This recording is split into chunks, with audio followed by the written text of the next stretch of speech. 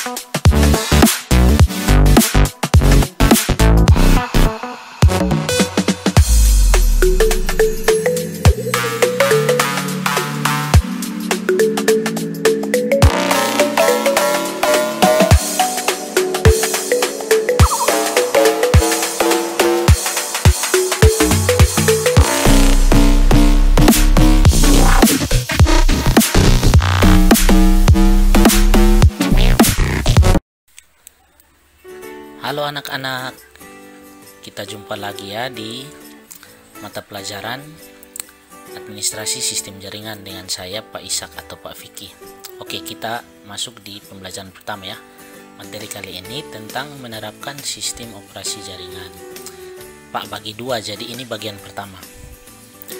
First, kita kenali dulu apa sih itu sistem operasi seperti Android, Windows atau Linux.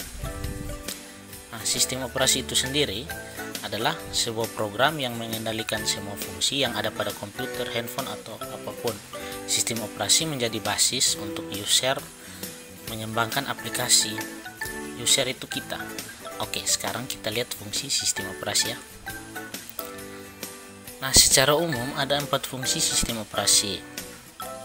Yang pertama, pengendalian perangkat keras, terus pengelolaan file dan folder, terus manajemen interaksi dan manajemen aplikasi. Itu 4 fungsi secara umum. Oke, sekarang kita bahas satu persatu ya fungsinya sistem operasi. Yang pertama, fungsi untuk mengendalikan perangkat keras atau pengendalian perangkat keras. Pasti anak-anak sudah tahu perangkat keras di komputer itu apa-apa saja. Nanti sebentar kita bahas. Jadi pengendalian perangkat keras atau istilahnya hardware merupakan satu akses terhadap berbagai perangkat keras yang terhubung ke komputer atau handphone dan disediakan oleh sistem operasi melalui satu aplikasi yang dikenal dengan istilah driver.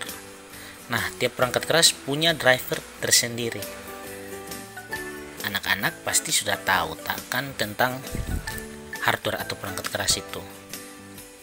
Misalnya ada printer, ada monitor, ada LCD proyektor, ada webcam, earphone, mouse, dan lain-lain. Itu termasuk hardware ya. Nah, agar semua perangkat keras yang tadi Pak sebut itu bisa bekerja sesuai fungsi, maka butuh satu sistem operasi atau satu sistem yang mengontrol perangkat itu, jadi dia bisa bekerja sesuai fungsinya. Misalnya sebuah printer, kita ingin print nih, mempunyai suatu sistem operasi berupa driver printer. Tujuannya agar printer bisa terhubung dan menerima data dari sumber data. Dia print dari laptop, diterima dari laptop. Nah, begitu juga dengan hardware yang lain, headset, mouse yang muncul di video ini. Silakan. Masing-masing dari hardware ini mempunyai driver sendiri agar bisa terhubung ke komputer dengan fungsi-fungsinya tersendiri. Oke, untuk bagian 1 sampai di sini dulu. Nanti kita lanjut ke bagian kedua. Oke. Oke, sekarang kita lanjut ke bagian kedua ya. Jadi masih di kompetensi dasar yang sama, menerapkan sistem operasi jaringannya bagian kedua, karena bagian pertama kita sudah lewat yang tadi. Oke, jadi ada satu fungsi lagi, pengelolaan file dan folder. Jadi kata file dan folder ini pasti anak-anak sudah sering mendengar, di handphone, di komputer ada semua. Nah, fungsi yang satu ini kita sudah sering gunakan. Contohnya waktu melakukan copy paste di handphone atau komputer dari folder atau tempat berbeda ke flash disk atau ke apapun. Nah, ini bisa terjadi karena ada sistem operasi yang mengatur itu semua.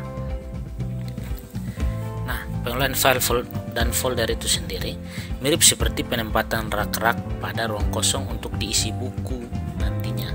Sebuah file adalah kumpulan blok yang saling terkait dan memiliki sebuah nama. Jadi ibarat buku itu file, folder itu rak buku, jadi buku ditaruh di rak buku. Setiap file-file yang terkait dengan program komputer,